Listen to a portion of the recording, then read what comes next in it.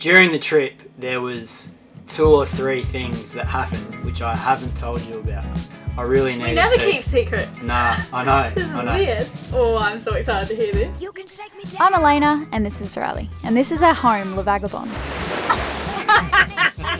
We've been sailing around the world for the last 5 years and have recently found ourselves with a stowaway. Meet Lenny. Subscribe and welcome aboard.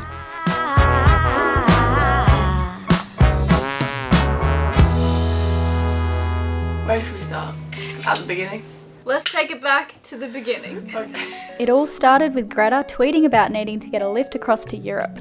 And you've probably heard all of this before, so I'll keep it short, but we got Greta's friends' contact details and said we were free and up for the challenge. We got the phone call from Erica. I think we can be of assistance. Elayna and I will have to juggle a lot of different things around, but yeah, we've agreed to it. We're happy to make it happen. The start of the trip was just pretty stressful, trying to get organised. It's probably 4 days, maybe 5 days until I go, and I've still got so much work to do. I can't relax with this big trip coming up. Welcome on board, Greta. Thank you so much. This boat is just amazing. Welcome aboard, Nikki. Thank you. Nikki and I are so excited, hey? Yeah? Yeah. It's going to be awesome, Yeah, man. it's going to be great. Yeah. It's going to be great. Late at night, sheets covered in blood. Crying till 4 a.m., worry about the rest of the world. Cutting deep into your feelings when no one's around. As the wind howls outside, and you cry a little more, and she says, That's the ocean out there. Yeah, that's where we're going. Swedish teen climate activist Greta Thunberg. This morning, she left Hampton on a 48-foot sailboat. The trip could take weeks, but Greta hopes to make it to Madrid in time for a United Nations climate conference, and that happens next month. During the trip, there was 2 or 3 things that happened which I haven't told you about. Oh, does Now- Nikki know? Yeah, Nikki knows. We were like very narrowly avoiding some bad and then even really bad weather. It's a very serious situation. We need to get south of this horrible band of low that would gobble up ships bigger than ours. But we're gonna make it. Thanks. Gobble up ships, now I'm scared. I haven't had time to be scared just yet. The first 7 days were, I think we'd all agree, quite difficult. Yeah. And morale at different times was quite low. People were very stressed. Are you seasick, Lenny? Are you seasick, Mama? I feel rotten. Nikki and I decided to withhold information from the crew. Oh, I'm so excited to hear this. So I got a message from a person who I won't name because it was a bad message to receive when we were out there. So I'll read this. Oh my goodness. Are you happy with your course? It looks to us like you are heading directly for 60 knots plus in the gusts and 7 metre seas from 2 different directions. Oh. Yeah, which is big, bad weather that the boat might be able to handle, maybe not, and it's just like a complete disaster. It's like the worst thing ever. I kept a part of a journal here, Yeah. and then I kept a private journal in here, Oh my goodness. which had more of my feelings and with the crazy stuff that happened. So I wrote, I didn't sleep that night. I lay with my head in the sleeping bag thinking about Lenny and a capsized vessel. Oh my goodness. My head was hot, I felt sick and I couldn't breathe very well. It took every single piece of mental strength I had to eventually put that aside and to try and make some good decisions. Oh my goodness. Yeah. You had to do that all by yourself. Well, no, I could speak to Nikki, but I didn't want to. What did you think about that? That kind of message to receive, especially on day 2, it was so hard because you haven't had enough time to build your confidence up to say, no, I'm making the right decision. Yeah. And so just when you think you've made the right decision, someone says basically, what are you doing? You're an idiot. You're putting your family in danger. Yeah. I sent our weatherman a message. What's happening here? You're supposed to be keeping my family safe. And he goes, where are they getting this information from? You can see what I can see what you can see. Like, you're headed in the right direction. Please, like, make sure that you don't receive those messages again anymore. And from then I was like, disregarding the messages. Well, I was saying anything like that needs to go through these guys before it comes to us. I would have crapped my pants if you told me that. I said to him, will Elayna be mad at you? And he said, no, she'll be happy. Yeah, because I really needed to... We never keep secrets. Nah, I know. This is weird. So that was one thing that I needed to tell you. Next one. So I've written here, strangely enough, during our first 50 knot gust, it was actually really good fun. Like I've already mentioned, having someone there to help, Nikki, when the life raft is swinging, or to go to the helm when I had to hand furl the head sail, has completely changed my outlook on sailing with another person. We set it up so you had to be on the bow and hand furl the jib. Yeah. So we'd have to be waking each other up, and also if it goes to 30 and then 40 and then 45, you might not be strong enough to even pull the line in, and it was really difficult and awkward. We're in a lightning storm. I've put the spare sat phone in the oven down there and turned off all the electrics and isolated the batteries, because there is just lightning everywhere, like everywhere. It's blowing 40 knots. Nikki's at the helm, just drenched. I think she's having a really good time. Our first lightning storm, so we're like trying to be cool, but like, it was scary.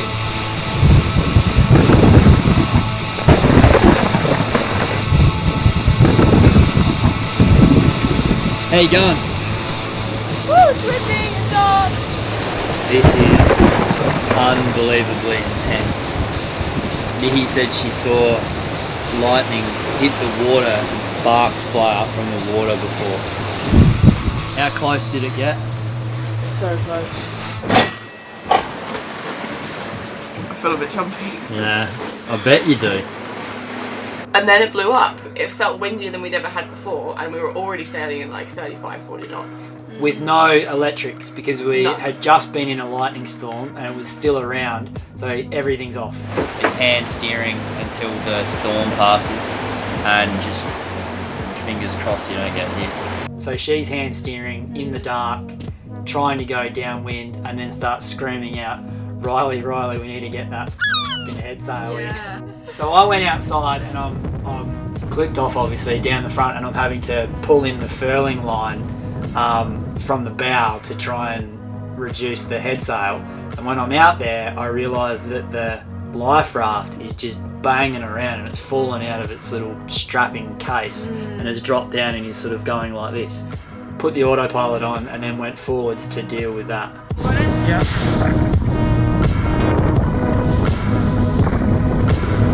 Ready?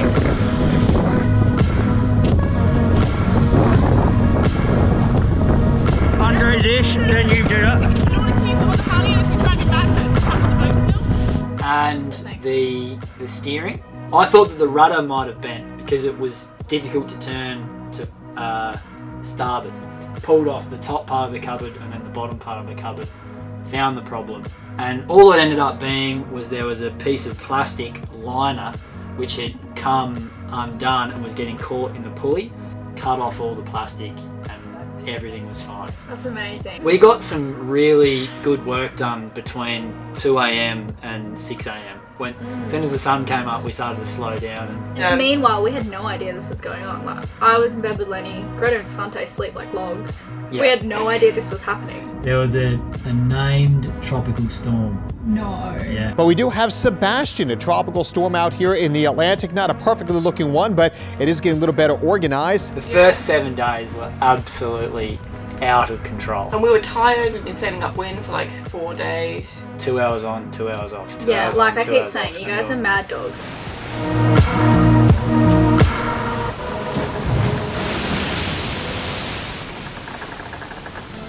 Reefing in 45 knots.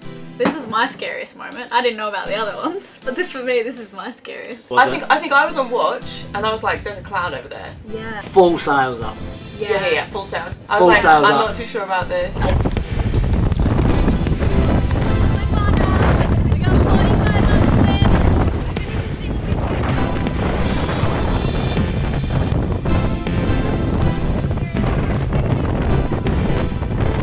I was like climbing up it, just trying to put all of the weight that I had You on were it. like But slipping off it. You were like falling off it, trying to was pull it down. because it was bent over the spreaders a bit because we couldn't get far enough up. Pull this! The red one! Stop filming and pull! Not our best executed reef, and we nearly paid for it.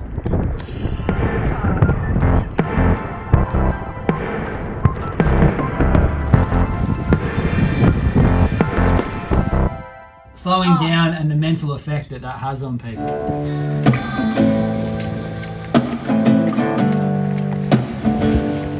So this morning we had no wind. It just completely died off at 7:30 and we're in denial for a long time. We kind of just bobbed around and listened to the noise of the sails, and then we turned on the engine for the first time. But we made some water while we were doing it. We topped off the tanks and then everyone got to wash their clothes. It affected you the most by a mile. When we slowed down, my entire focus was on Nikki. I was like, how you going? Would you like a coffee? And I was like, I know your game. Did you sleep well? You look amazing.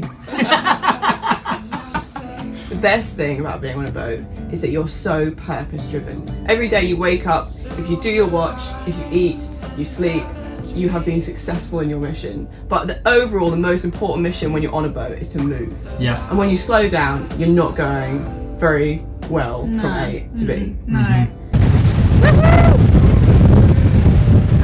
Nearly there. We're gonna have sunshine on our arrival day. It's perfect.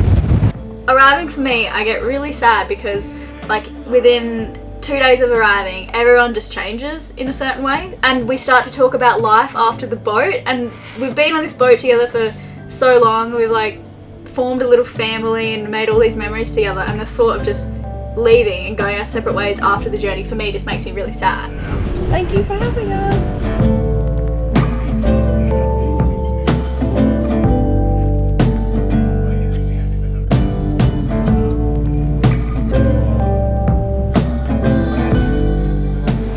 Nikki's getting ready for the arrival. Plucking, grooming. Gotta look pretty for the cameras.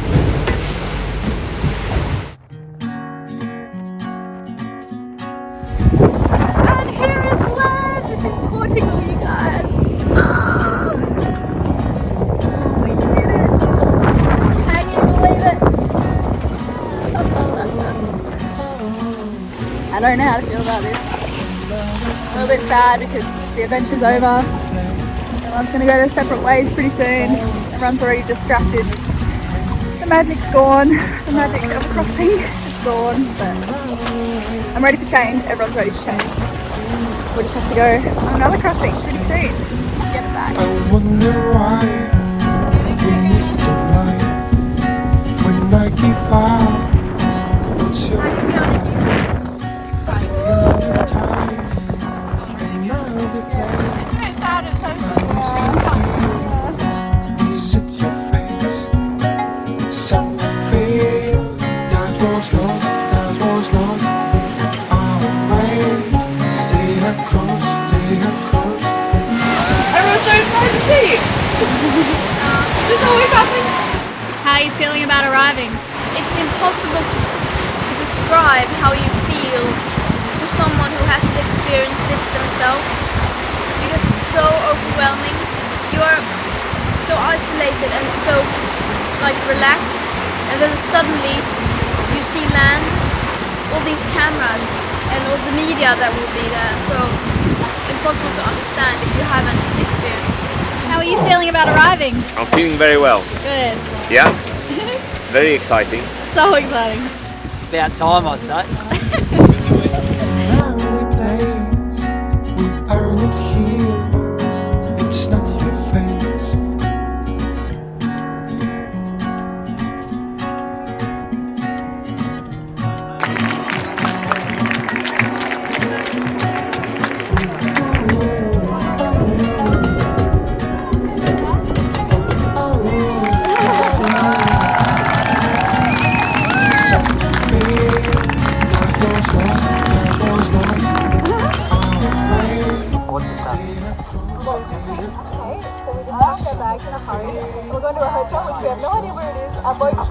time actually. We have no idea where it's going.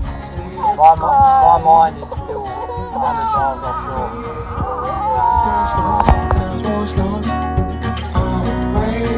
I hope you enjoyed these videos ahead of time, and then we'll continue. We just wanted to release these videos sooner because it's really exciting and everyone wants to know how this crazy trip was. Check out Nikki's stuff. I'll put a link in the description. And we're gonna go have a beer somewhere.